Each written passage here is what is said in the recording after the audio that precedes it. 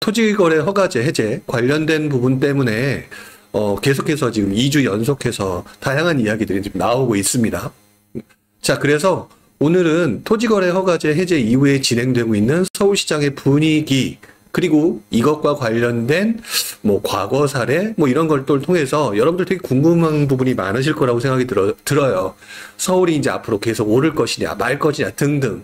사실 여러분들 잘 기억하고 계시겠지만 작년 5월, 6월, 7월 달 때 굉장히 핫했을 때 제가 조심해야 된다라는 말씀을 좀 드렸었는데요. 이번에는 불용이란 친구는 어떤 생각을 하고 있는지 이 부분이 여러분들이 좀 궁금해하지 않으실까라는 생각을 좀 해봅니다. 자, 그래서 오늘은요, 토지거래 해제 효과, 서울 다시 상승할까? 여기에 대한 저의 생각과 함께, 그리고 어저께 19일이었죠. 정부가 건설경기 활성화 방안의 형태로 무언가를 발표를 했습니다. 자, 그리고 난 다음에 많은 분들이, 그리고 또 저 역시도 지방장과 관련된 얘기들을 했었었는데요. 여기와 관련된 얘기들을 한번 또 잠깐 언급을 해보는 게 맞지 않을까. 그리고 남는 시간이 있다면 여러분들의 질의응답을 받는 시간을 가져보려고 합니다. 자, 오늘도 여러분들과 좀 시작한 지가 이제 뭐 한 1분 정도밖에 되지 않았는데, 그래도 오늘 지금 아직 100분은 안 됐지만 한 60여 분 정도 들어와 주고 계시네요. 자, 들어오셨으면 여러분들 채팅창에 인사 좀 부탁을 좀 드리고요. 단도직입적으로 한번 여쭤보도록 하겠습니다. 토지거래 허가제 해제 이후에 서울이 지금 또 입지가 좋은 지역부터 시작해서 들썩들썩 한다고 하는데 여러분들의 생각은 어떠신가요? 앞으로 오를 것이라고 보시나요? 아마 이 부분에 대해서는 굉장히 많은 분들이 서로 생각이 다를 거다라는 생각을 하는데요. 제가 특히 이 부분에 대해서 오늘 할까 말까 고민을 좀 했었는데 여러분들이 이미 제가 무슨 말을 할지 조금 알고 계신 분들이 많을 거라고 생각이 들어요. 왜냐하면 채팅창에 올라오신 분들을 보게 되면 거의 대부분 고정적으로 꾸준히 들어오시는 분들이 그런 분들이 훨씬 더 많고, 그리고 실제 제가 과거에 무엇을 받길래 저렇게 보수적이다 못해 극단적인 것 같냐, 실제로 제가 들었거든요. 너무 극단적이다. 일단은 먼저 기사를 보면서 얘기를 좀 해야 되겠죠. 지금 보니까 초호기님 같은 경우는 단기 테마로 그칠 것 같다. 뚜찌님은 정부에서 가만히 있을 것 같지 않다. 매도인이 호가를 많이 올려서 거래가 안 될 것 같고요. 넌츠님은 대출이 풀리지 않아서, 한량님께서는 단기로 중상급지까지는 상승을 할 수도 있을 거다라고 얘기를 하고요. 코코닝님께서 이렇게 얘기하셨네요. 텔레그램 정보방 등에 20억대 거래됐다느니 부동산 줄 섰다느니 얘기를 하고 계십니다. 근데 여러분들이 제가 하는 얘기 그거보다는 텔레그램이나 카톡이나 정보방 등에서 20억대, 40억대, 60억대 거래가 됐다, 부동산 지금 줄 섰습니다, 이런 얘기가 훨씬 더 다가오겠죠. 근데 그런 부분들이 왜 다가올까라고 생각을 하게 되면 지금 여기 계신 여러분들은요, 지난 오랜 기간까지는 아니더라도 꽤 오랜 시간 동안 서울의 부동산이 올라가는 것을 분명히 보셨기 때문에 그렇습니다. 네, 최희아님, 금리 내려가는 추세라 상승장이라고. 금리가 내려가는 추세에 들어왔기 때문에 지금 상승장에 들어섰다라고 얘기하는 사람이 있다라는 얘기겠죠? 경제 현상을 도대체 하나도 모르는 사람이 떠드는 헛소리입니다. 전 이런 얘기 들을 때마다 속상해요. 알지도 못하면서 아는 채 하는 사람. 그게 결국에는 무슨 목적이냐? 돈을 벌고자 하는, 본인이 돈을 벌고자 하는 목적이겠죠? 금리가 떨어진다라고 해서 올라가는 거라면 얼마나 좋겠습니까? 판단하기 편하죠. 자, 어쨌든 오늘 얘기를 한번 천천히 보도록 하겠습니다. 자, 일단 토지거래 허가 해제 효과가 관련된 기사가 지난주에 이어서 이번 주도 계속 나오고 있고요. 아까 말씀드렸던 것처럼 뭐 지금 부동산에 줄 섰다 뭐 했다 그런 얘기들이 계속 나오고 있죠. 하룻밤 사이에 1억이 올랐다. 자, 강남 한풀이 폭등. 정말 많은 사람들이 기다렸었죠. 정말 많은 사람들이 오르기를 바라지 않습니까? 자, 그러니까 아마 표현을 좀 이렇게 썼던 것 같아요. 한풀이 폭등. 가지고 있는 사람들은 예전부터 가지고 있었던 사람들도 있겠지만 얼마 전에 샀다가 오히려 떨어졌거나 또는 오르지 않아서 이게 뭐지? 라는 생각을 가졌던 분들 입장에서 보면은 어떤 면에서는 한풀이 폭등이라고 하는 토지거래 허가제 해제와 관련돼서 테마 또는 호재가 터졌으니까 이렇게 해야지라고 하는 부분들이 발생을 하겠죠. 자, 27억에는 안 팔겠답니다. 잠실에 무슨 일이 있긴요. 토지거래 허가제가 해제가 결국 우리들한테 영향을 미친다라고 생각하니까 매도인이 집값을 올릴 수밖에 없는 거. 아니 뭐 냉정하게 올라간다 안 올라간다가 옳다 그러다가 중요한 게 아니라 여러분들이라면 안 올리시겠습니까? 당연히 올라가겠죠. 자, 27억엔 그래서 안 판다. 자, 지금 불황인데요. 최소 5억 압구정 프리미엄 역시 지금 얘기하는 부분은 강남 그리고 잠실 지역이 되겠죠. 자, 이러다 보니까 여러분들은 지금 어떤 생각을 할 수밖에 없느냐. 가뜩이나 많이 올랐다라고 생각을 하는데 토지 해제까지 발생을 했으니 매도인이 매물을 숨기고 있고 가격을 호가를 올리고 있으니 이제 영끌도 늦었나? 이런 상황이 되면 결국 여러분들은 어떤 느낌이 드시냐? 조급해질 수밖에 없게 되겠죠. 조급해질 수밖에 없게 되는 상황에서 여러분들 지금 이 부분에 제가 일부러 다른 기사를 하나를 더 추가를 해서 넣었습니다. 바로 그 밑에 있는 기사를 보게 되면은요. 10억이 넘던 아파트 지금은 문의조차 없어요. 한숨 쉬고 있는 집주인에 대한 얘기가 나온다라는 거죠. 도대체 위에 있는 강남, 잠실, 압구정 한풀이 폭등이란 기사가 나오고 있는데 도대체 어디길래 여기는 움직이지 않느냐? 여기는 노도강 지역입니다. 바꿔 말하면 우리가 보통 퉁쳐서 얘기를 할 때 서울, 경기도라고 수도권이라고 얘기를 하죠. 서울 수도권이라고 얘기하는 지역들을 봤었을 때 강남 일부 지역은 올라가고 있는 것이 맞는데 그래서 사람들이 조급해진 것은 맞는데 나름대로 서울의 외곽이라고 하지만 그래도 서울에서 선호도가 높은 지역 중에 하나인 노도강 지역들은 여전히 문의조차가 없다라는 것이죠. 자, 이런 부분들을 보게 되면 여러분들은 한 번쯤 의문을 가지셔야 되는 게 저는 맞다라고 생각합니다. 투자를 하는 사람들이 올라가는 곳을 보면서 쫓아가는 그런 모습을 보이는 것은 본능적으로 당연하나 그렇지 못한 현상들이 나타나고 있다라고 한다면 도대체 왜라고 하는 부분들을 생각을 해야 되는데요. 멀리 떨어져 있는 곳들이 아닌 노도강 지역인데도 불구하고 이렇게 된다? 우리는 그것들을 설명을 하면서 항상 이렇게 하면서 퉁쳐버리죠. 양극화다. 양극화가 나타나기 때문에 일방적으로 강남과 같은 곳들은 엄청나게 오르고 나머지 지역은 오르지 않는 것이다. 이 양극화라는 표현은요. 제가 투자를 시작한 지 벌써 거의 30년에 다가와가는데 이 30년에 와가는 동안에 서로 올라가는 시기와 모든 곳이 올라가는 상승장이냐는 일부가 조금 서로 다른 모습을 보일 때는 항상 양극화란 말로 퉁쳐왔더라라고 저는 생각을 하고요. 그리고 신기하게도 이 양극화라고 하는 표현들이 상당 부분 강남도 오르고 서울 외곽도 오르고 수도권도 다 오르는 상승장 이후에 나타났던 현상들 속에서 양극화란 표현이 많이 나오더라라는 게 과거 역사의 모습이었다라고 저는 생각을 합니다. 단순히 제가 생각한다가 아니라 실제로 그런 모습을 봤다라는 것이죠. 자, 그래서 저는 계속 생각을 해보게 되는 것 같아요. 왜? 저도 사람이니까 더더구나 저는 외부에 노출되어 있는 사람이잖아요. 제 말이 틀렸으면 얼마나 제 말이 고소하겠습니까? 제가 틀렸던 것들이. 그래서 제 말을 가지고 열심히 까시겠죠. 그렇기 때문에 저는 어떤 표현을 하는데 굉장히 고민을 하면서 표현할 수밖에 없어요. 저도 틀려서 저 인간 뭐야 알고 보니까 허당이네 이런 소리를 듣고 싶지는 않을 테니까요. 자, 그러다 보니까 굉장히 상승장이라고 하는 부분이 상승이 눈에 보임에도 불구하고 자꾸 이 부분에 대해서 반대급부의 또 다른 모습들이 있는지 부분을 항상 생각을 해보는 편입니다. 그랬는데 지금 말씀드렸던 노도강 지역은 오르지 않는다. 그렇다면 우리가 알고 있는 모든 지역이 오르는 상승장은 분명 아니다라는 것이죠. 일부 지역만 오르는 상승장은 상승장이 아니고요. 그렇다면 그 일부 지역이 오르기 때문에 앞으로 계속 오른다라고 생각하는 게 중요한 것이 아니라 반대급부적으로 혹시 내가 놓쳤던 하락 요인이 있느냐라고 하는 부분들을 챙겨봐야 된다라는 것이죠.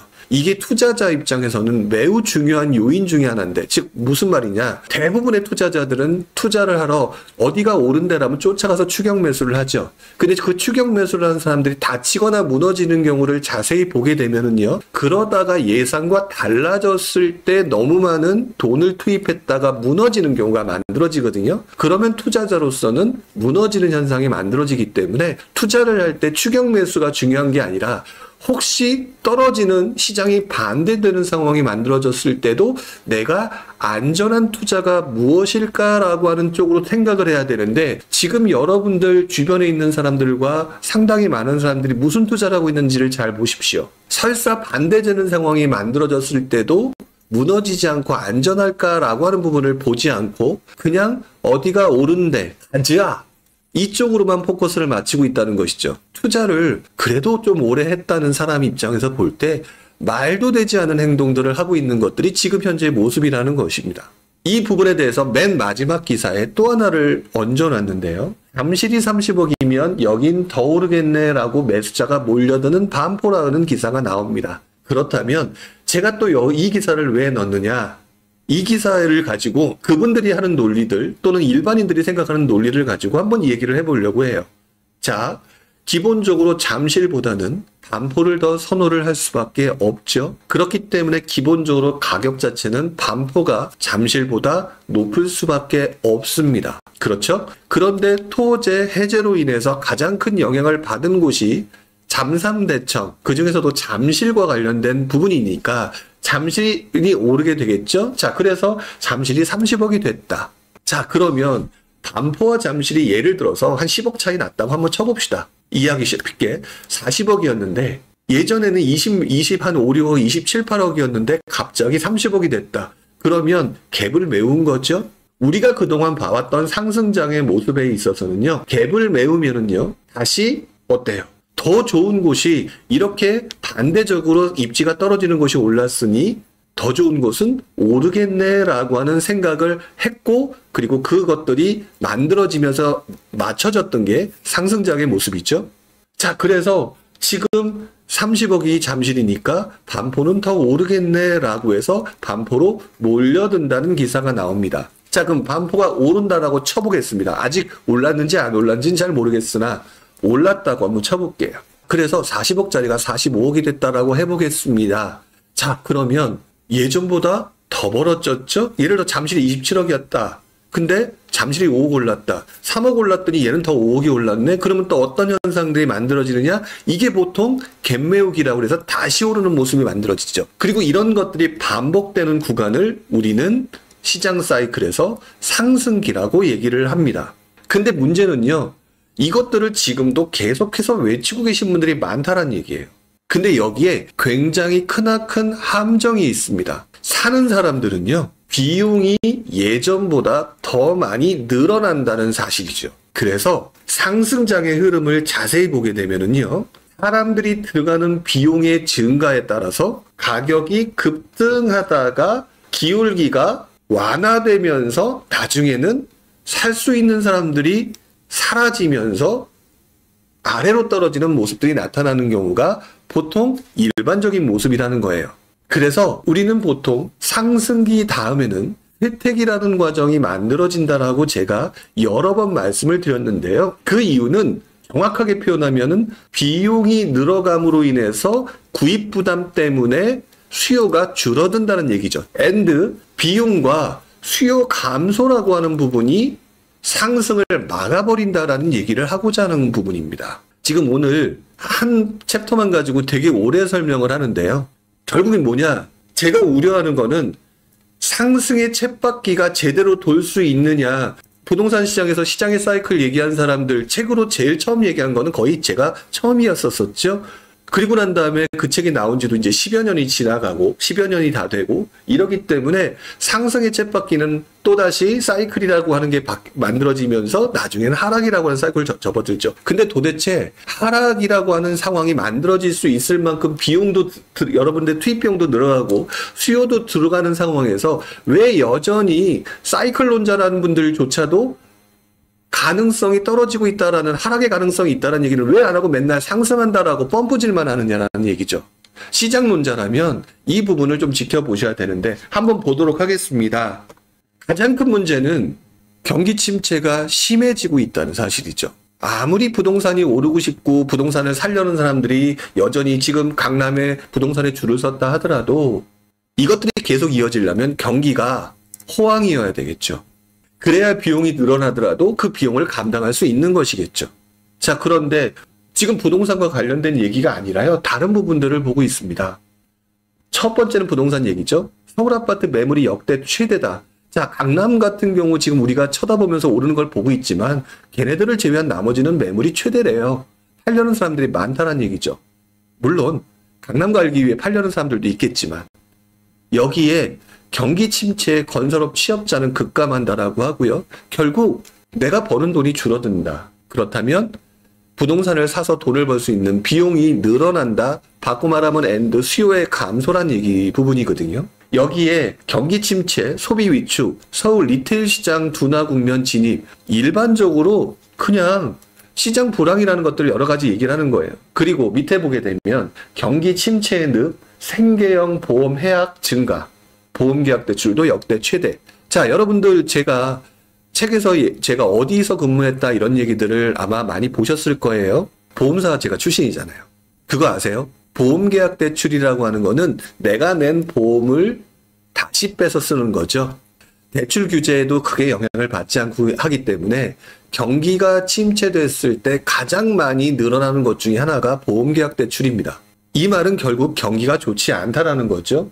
자, 이렇게 경기 침체를 느낀다는 거는 여러분은 소비를 줄인다는 얘기고, 소비를 줄인다는 얘기는 비용을 안 쓴다는 얘기고, 늘어난 비용들을 그러면 더 들여서 부동산을 살려는 수요가 어떻게 된다?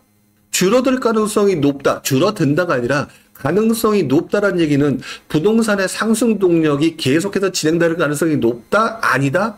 아닐 가능성이 높다라는 게 현실적이라는 거죠.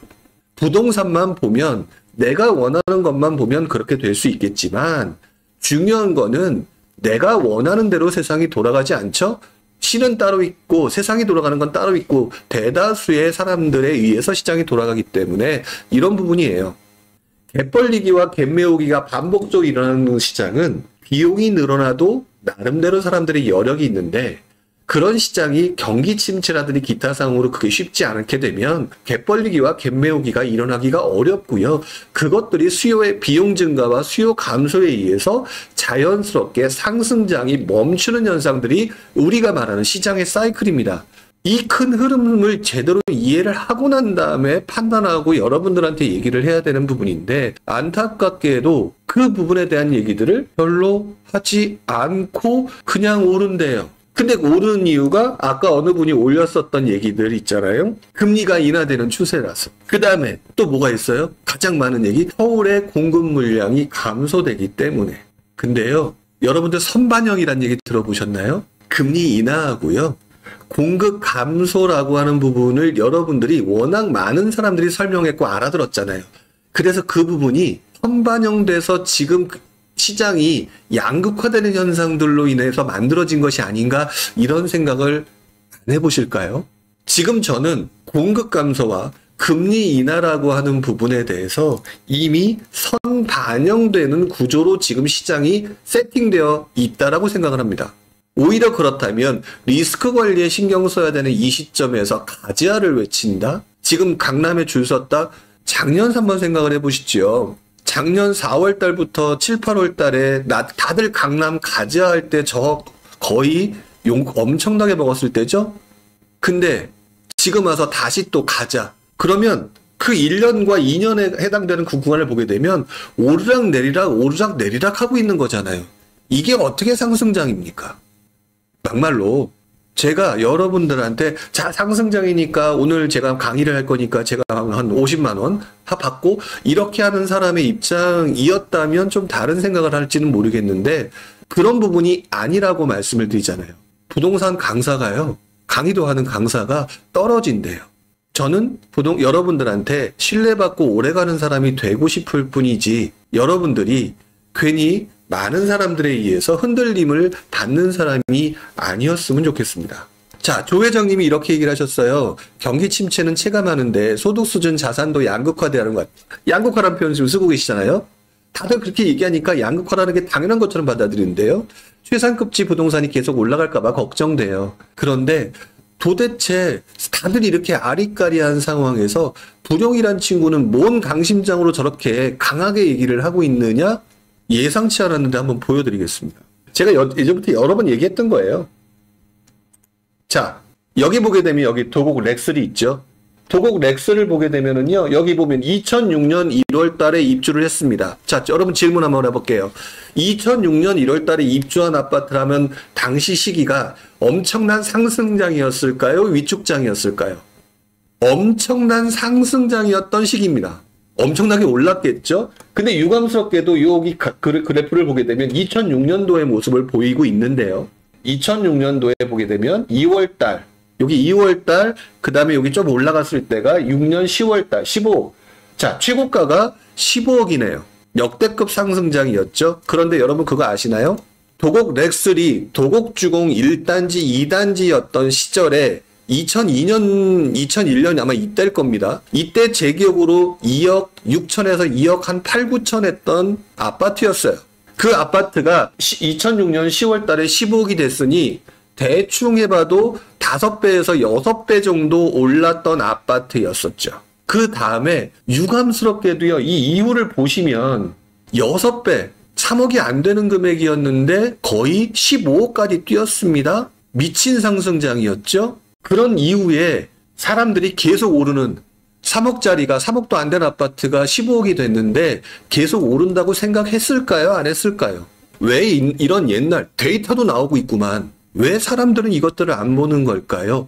그리고 그 이후에 도곡 렉스의 시장 분위기가 어땠는지를 여기 한번 보시기 바랍니다. 제가 지금 계속 왔다 갔다 하고 있죠? 올라가지 않고 계속 오르락 내리락 하면서 유지되고 있죠. 어떻게 보면 그래서 올라간 시점이 2017년 이후에 올라가기 시작했으니까 이거를 보게 되면 2017년 그리고 2006년이죠. 잃어버린 10년입니다. 그때 영끌했던 사람들이 10년 동안 오르지 않는 기회비용이 얼마나 깎여 먹었을까요? 이 부분이 가장 안타까워요. 있는 사람이었다면 10년이라는 걸 기다려도 되죠. 그런 경우는 해도 됩니다. 자, 그런데요. 얘는 지금도 입지가 좋은 곳이죠. 근데 그 당시에 엄청나게 테마를 탔던 동네가 하나가 더 있습니다. 자, 여기는 용인입니다. 여러분들이 한 가지 이해를 못 하시고 있는 그 당시의 상황을 전혀 모르기 때문에 이해를 못 하실 수가 있는데요. 이 당시 용인이라고 하는 동네 리전의 그 당시 사회 분위기는요. 전원주택 붐과 중대형 아파트의 로망과 신도시에 대한 앞으로 창창한 미래라고 하는 부분 때문에 사람들이 강남이라고 하는 곳들을 떠나서 더 넓고 쾌적한 곳을 찾아서 이동하는 분위기가 당시 사회적인 분위기였을 때였습니다. 거기에 여기 보면 성동마을 LG빌리지가 가장 그 당시 대표적이었는데요. 1차부터 6차까지 쭉 있죠. 그 중에서 6차가 아마 보시게 되면 2003년 3월 달에 입주했는데요. 아까 강남에 2006년 10월 달에 최고점을 찍었죠. 2006년 10월 달에 최고점을 찍고 얘는 버티지 못합니다. 그리고 이때 최고점이 대충 보니까 8억 9천, 9억이 좀 안 되거든요. 지금 현재 시세가 9억 8천이니까 2006년과 2025년, 20년이 됐는데 그 사이 오르락내리락 하면서 누군가는 돈을 벌겠지만 그냥 계속 가지고 있던 분들은 돈을 못 벌었을 겁니다. 내가 모르는 내용이니까 여러분들 그냥 그럴 수 있겠다라고 옛날 이야기처럼 생각하지 마세요. 그때 선배들이 여러분들과 동시대를 살고 있는 사람들입니다. 단지 조금 나이가 많을 뿐이에요.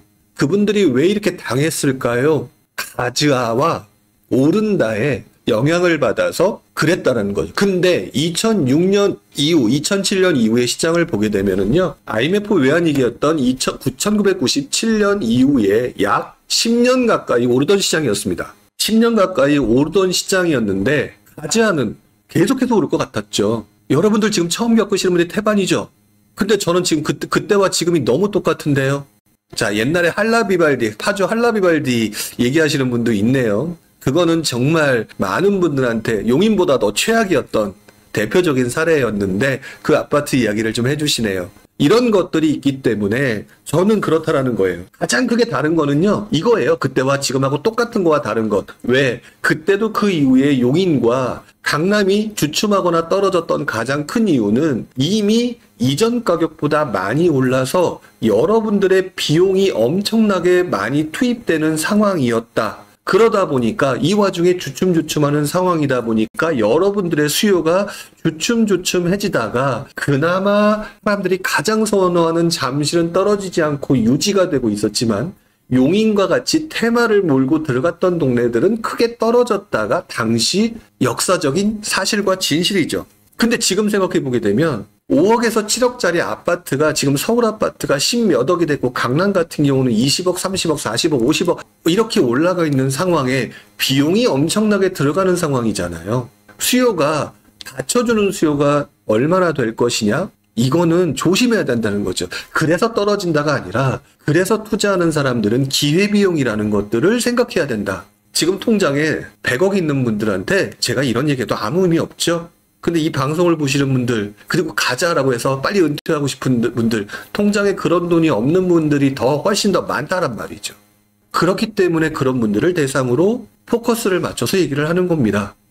지금 강남이라고 하는 곳의 상승은 앞으로 어떻게 될지를 예측하기 전에 지금 비용의 증가와 수요의 감소 가능성이 있기 때문에 작년 제가 4, 5, 6, 7을 얘기하면서 조심해라, 주의해라 라고 했던 것처럼 또 시간이 가면서 정부의 규제라든지 기타 상황으로 주춤해지면서 수요가 감소가 나타날 수 있는지를 판단을 하고 난 다음에 들어가도 늦지 않다.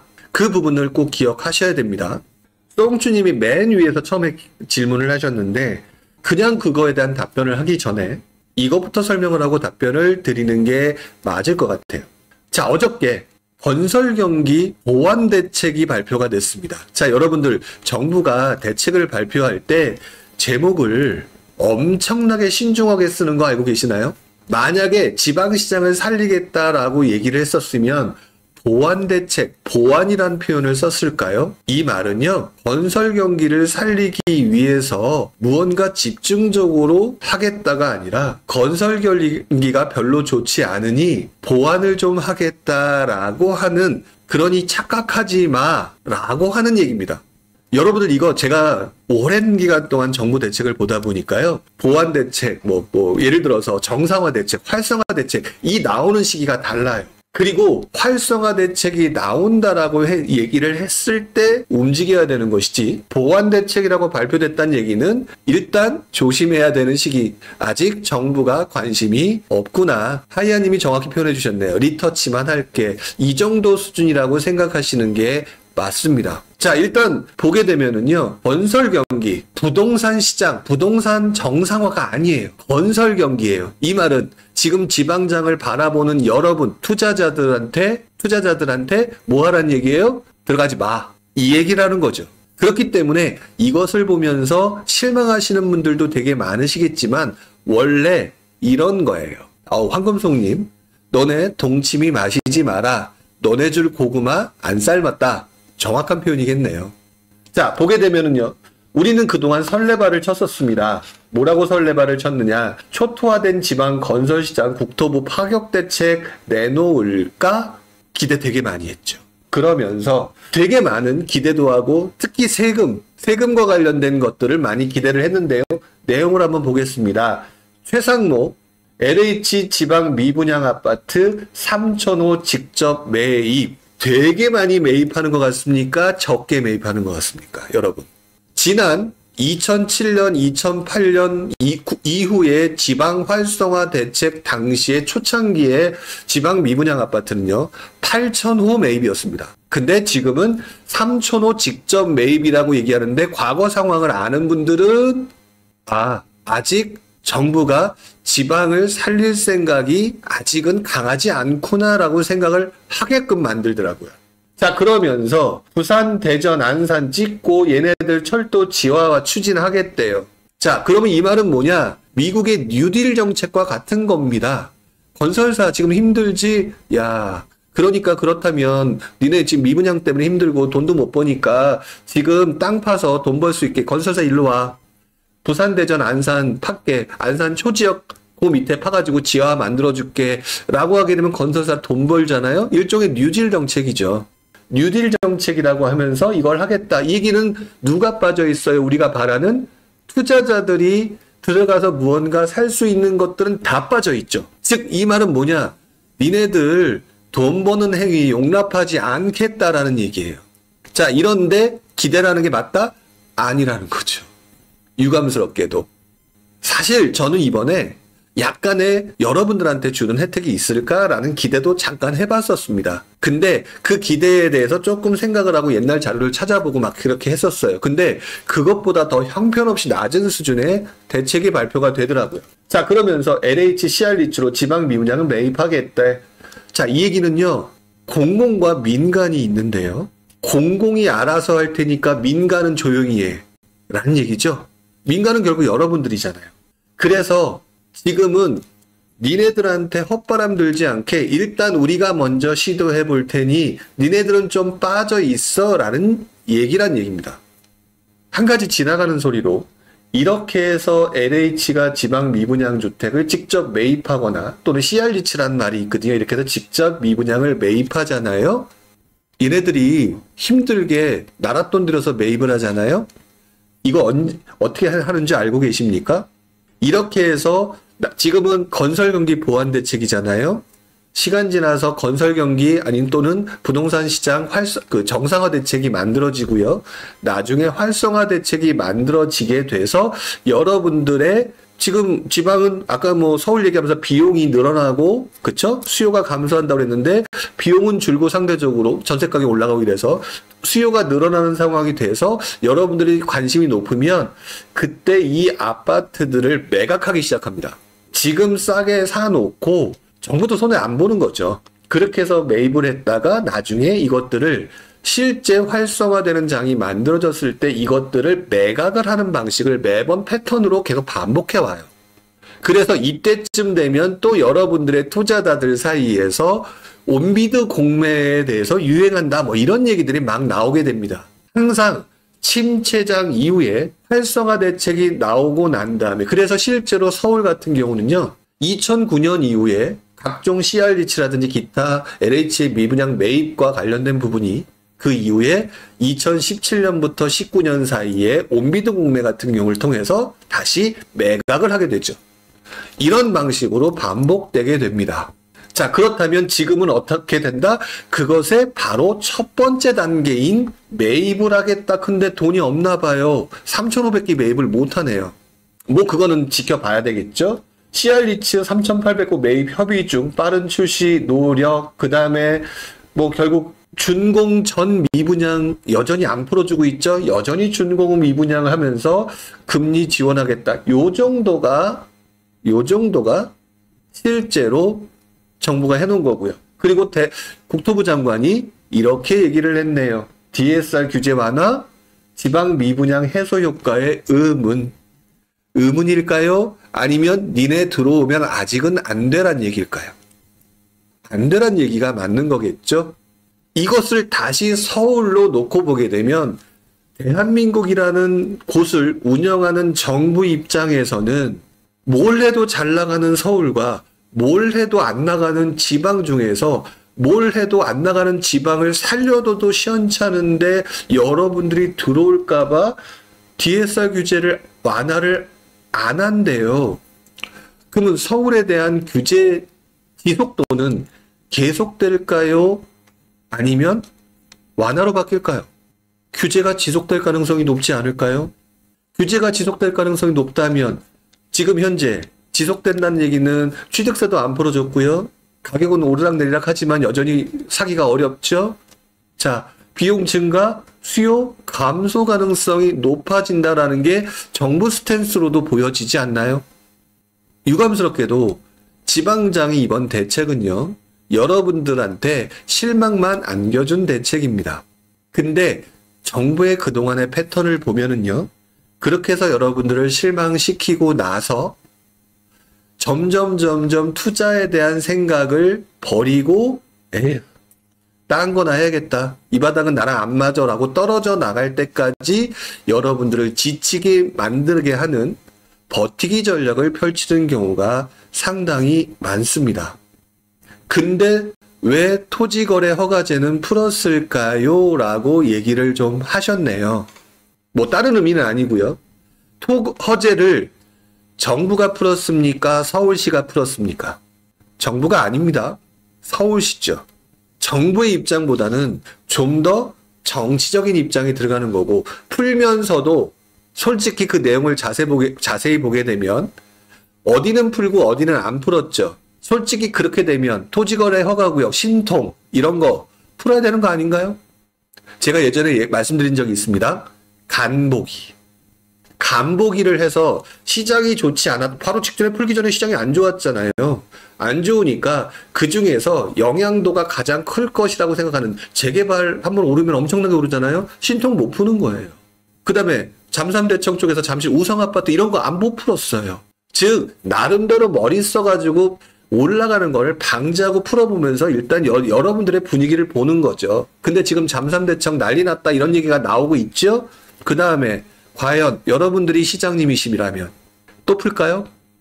또 풀어서 서울 집값 막 미친 듯이 더 뛴다. 그러면 과연 그분이 원하시는 방향대로 될까요?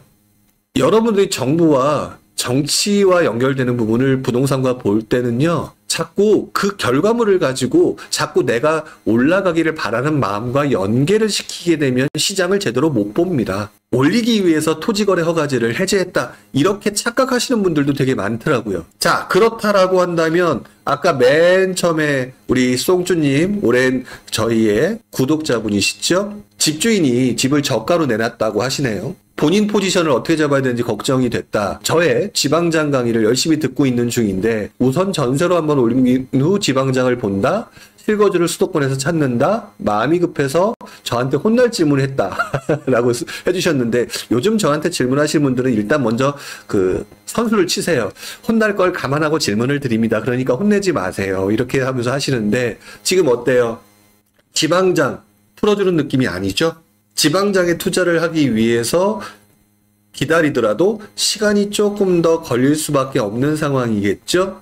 자, 그리고 서울도 올라가는 것처럼 보일런지는 모르겠지만 그게 눈뜨게 예를 들어서 한 6, 7월, 8월 정부의 대책이 없이 올 하반기까지 계속 강세를 보인다라고 얘기를 한다면 그때쯤 되면은 매입을 하시는 게 좋을 수 있겠지만 전세를 살고 있는 부분이라면 지금 전세 DSR 규제로 인해서 지금 전세가 오히려 움직이지 못하고 월세로 넘어가는 모습들이 보여지죠. 그렇다면 전세를 잠깐 더 사셔도 크게 문제는 없을 거다. 자, 쿠아님이 추경됐다라고 얘기했는데 결국 바꿔 말하면 추경을 기다린다는 얘기가 되거든요. 그러면 안 되면 어떡할 건데? 라고 생각할 필요도 있는 거예요. 그런데 제가 우리 송주님이 아마 제 기탄반 지금 듣고 계신 건가요? 기탄반에서 제가 여러 번 말씀을 드렸습니다. 모든 대책은 정부 대책은 누적 효과다. 라고 말씀을 좀 드렸어요. 저는 개인적으로 별로 바람직하지 않는 자세라고 생각하는데요. 뭐뭐가 될 때 if잖아요. 추경이 될 때 풀어줄 것이다 라고 얘기를 할 수 있는 부분인데 한 가지 제가 경험한 바에 이하를 말씀을 드리면은요. 추경될 때 지방장을 풀어주지 않을까? 이건 내가 원하는 거지. 정부 입장에서 뭐 아무런 지방장에 연관도 없고 지방장에 돈 안 벌어도 돈 많아. 이런 입장에서 한번 생각을 해보세요. 그러면서 그냥 객관적으로 쭉 보면 정부가 지방장을 풀어줄 때 지금 이거 보고 계신 여러분들 있잖아요. 취득세 풀고 양도세 풀면 들어가시겠어요? 안 들어가시겠어요? 여러분 여기서 딱 답을 한번 해보세요. 지금 취득세 풀고 못 풀면 들어가시겠어요? 안 들어가시겠어요? 400명 중에 꽤 많은 사람이 들어가겠죠. 그 중에 한 50명 들어간다고 쳐볼게요. 어떤 특정 지역에 50명 들어가서 쓸어버리면은요, 미친 듯이 올라갑니다. 그렇기 때문에 정부가 하는 스탠스 전략이 뭔지 아세요? 임빼기 전략을 씁니다. 자, 간보기, 버티기, 누적 효과 나왔죠? 모든 부동산 정책을 펼치는 데 있어서 완화를 할 때는요. 풀어주기는 정책이 중요한 게 아니라 여러분들의 김빼기 전략을 쓴다고요. 그래서 김빼기 전략을 해서 if 뭐뭐이면 좋겠다. 뭐뭐이면 이렇게 하겠다라고 생각을 했다가 아이씨 뭐야 라고 하고 이것들이 두 번, 세 번, 네 번 반복을 하다 보면 제풀에 지쳐서 포기하고 던지는 사람들이 나타나겠죠? 그래서 100명 들어갈 거 50명으로 줄이면 올라가는 속도를 줄일 수 있단 말이에요. 50명 들어갈 때 또 한 번 김 빼게 되면 20명으로 줄어들겠죠? 이렇게 해서 김 빼기 전략을 통해서 부동산 시장의 상승은요. 대다수의 사람들이 김 빠져서 관심도가 떨어졌을 때 상승이 나타나게 되어 있습니다. 지금 정부가 그 행동을 하는 거고 그 행동을 하면서 지금 건설 경기를 보완하겠다라고 하면서 여러분들의 김을 빼는 겁니다. 김을 빼고 있기 때문에 여러분들은 김 빼는 사람들을 보면서 이렇게 생각하셔야 돼요. 한 명 제꼈고 2명 제꼈고, 그러면서 김 이제 많이 빠졌으니 그 사이에 조금씩 제목도 바뀌게 되겠죠. 건설경기 보완대책에서 건설경기 정상화 대책, 부동산 시장 정상화 대책, 그러다 슬그머니 부동산 시장 활성화 대책이 됐을 때, 이때 취득세도 풀어주고, 그러면 이제 대다수의 사람들은 이쪽에 관심이 떨어졌으니까 또 다른 도에서 돈 된다라고 하는 걸 보겠죠. 뭐 그때 비트코인 될 수 있고 뭐가 될 수 있고, 여기 집중하고 있을 때 부동산을 싹 풀어준단 말이죠. 그러면 그때 무주공산으로 무혈 입성한 사람들이 돈 버는 시장이라는 거죠. 그래서 가장 많이 돈을 버는 시장은요, 바로 이 시기입니다. 매번 똑같이 내가 노력을 해서 돈을 벌 수 있다라고 착각들 하고 계시고, 많은 분들이 여러분들을 자기 개발을 시키면서 내가 계획을 해서 이렇게 하게 되면 매년 꾸준히 해서 돈을 많이 벌 수 있을 거라고 아쉽게도 거짓말들을 하시지만, 저도 맨 처음엔 그 말을 믿고 따랐지만 30년 가까운 시간을 하면서 느낀 것들은, 자기 개발은 나의 만족이고요, 실제로 돈을 버는 시간은 정해져 있더라. 그리고 그 정해져 있는 시간에 큰 과실을 먹는 것들은 기다림이더라.